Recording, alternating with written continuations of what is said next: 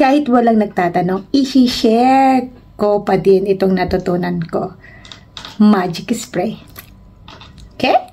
So, ito kailangan lang natin is 3 clips. Yung empty, yung empty. Tapos itong yan, yung ikaw na dadating pero yung nagulat ka.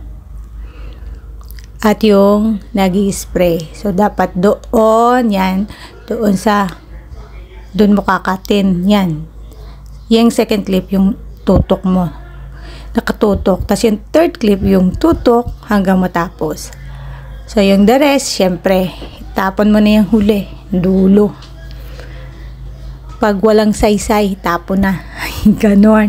Tapos, syempre, overlay natin. Unahan natin overlay yung second clip. Tapos, yung third clip, i-overlay, mapupunta sa third layer. Pero, yung ating unang imamas is yung third layer. Syempre, yung horizontal. Third layer, ha? Yan, kailangan kasi kita yung dalawang ako. Yung pinalabas ko at yung nag-spray.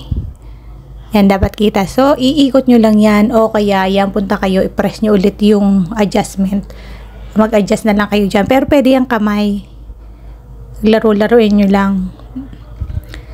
Yan, medyo dikit ako kaya ang nahirapan akong maghati. Tapos yung feather, yung white.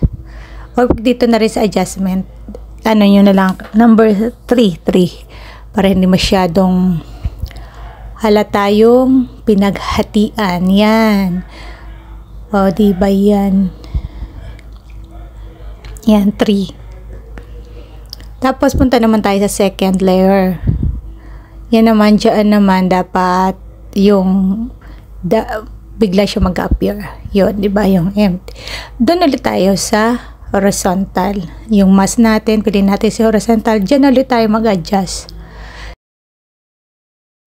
So, yan, inikot-ikot ko lang para mahanap ko yung pinakagitna kung saan ako nag-spray yun. Pag naano ko yun, lalagyan ko siya ng diamond. Pag naayos ko yung feather, tapos balik ako sa kaunahan, tapos ibababa nyo yan si yellow sa kababaan. Tapos, i-adjust nyo ulit. Yan, i-adjust nyo yun, sabihin nyo yung pinakaputi.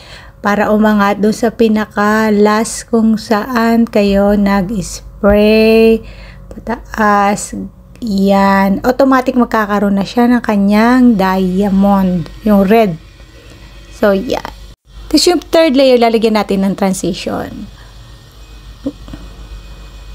Lagyan natin siya ng ng style ba. Yan. Punta tayo sa out. Yan. Tapos fade out. Para mag-fade out ka na hindi namamalayan. Parang yan, looping lang ang mangyayari. Yan, di ba? Tapos yung second layer, i-adjust ko yung speed kasi parang hindi siya timing. Medyo tinatamad na ako mag-retake. So, nagdagan ko lang siya ng nagdagan ko speed, pinabilis ko ng konti. Yan, konti lang. Para tumiming. Kasi nakatatlong take ako. Nahihirapan ako. Hirap naman dito sa bahay. So, yun, medyo timing na siya. Ngayon, gagawin nyo na lang yung background, i-adjust nyo, drag nyo na lang, i-press, long press nyo, at ipantay nyo dyan sa second layer. Yun po, ang pagda-drag, long press, para magpantay. So, yun lang mga kabebang. Sana nakatulong. Salamat, bye-bye.